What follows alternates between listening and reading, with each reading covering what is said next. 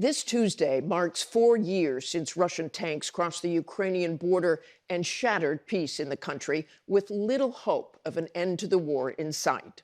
Overnight, Ukrainian President Volodymyr Zelensky announcing that in just the past week alone, Russia launched more than 1,300 drones and more than 1,400 bombs against Ukraine, including dozens of ballistic missiles.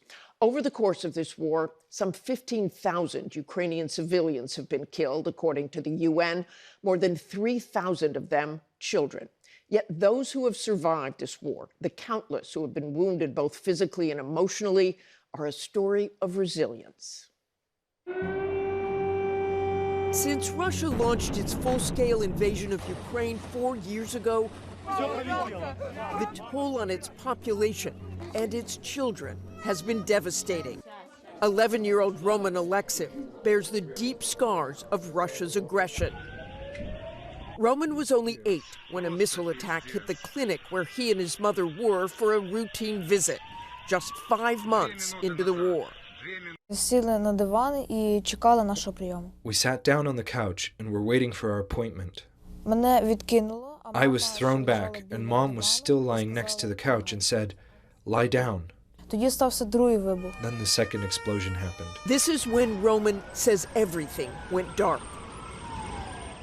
When his eyes opened, he saw his mother lying in the rubble. She did not make it out alive that day. I went up to her, I said goodbye to her, and started making my way out further. A man picked me up and carried me to the ambulances.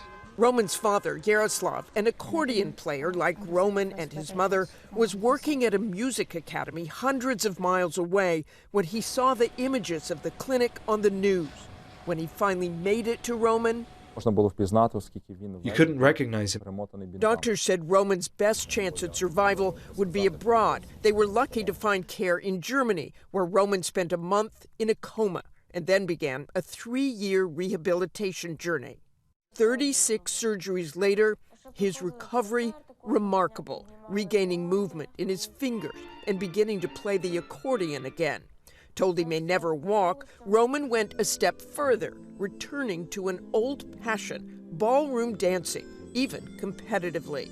It's like my hobby, and that's all. And second is my therapy. When I'm dancing, it's therapy for my leg. But when I'm playing accordion, it's therapy for my 2 hands and arms. He's undeterred by the burns of that day, showing the world how the children of this war have persisted. Roman's story resonating across the globe, even bringing this translator to tears at the European Parliament.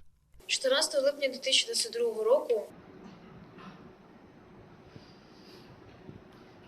The story is now part of a documentary from director Yevgeny Afanivsky, whose film Children in the Fire shows the war through the eyes of 8 Ukrainian kids, many of them on Capitol Hill this month. I wanted specifically to give voice to the younger generation of Ukrainians about their dreams, about their future, about their resilience, about their hope, and about their unbrokenness. Unbroken, despite the suffering, Afanivsky had psychologists with the children as he spoke to them and used animation to tell their stories of trauma and real-life images to show triumphs. For me, each of these children already won this war, despite the war is happening. For me, these children are amazing resemblance of role models of the younger generation of Ukrainians that we want to see in the future Ukraine. For Roman, sharing his story gives him strength, hope, and a mission. When I look at the scars, I always remember my mom and these things that happened. I do miss my mom a lot. But yes, I also do feel courage after all of this that I've lived through.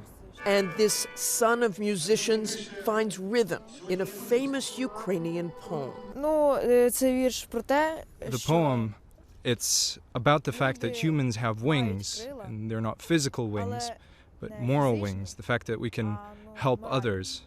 And Roman is doing everything he can to help bring attention to this ongoing war and the children who have shared his pain. A remarkable boy.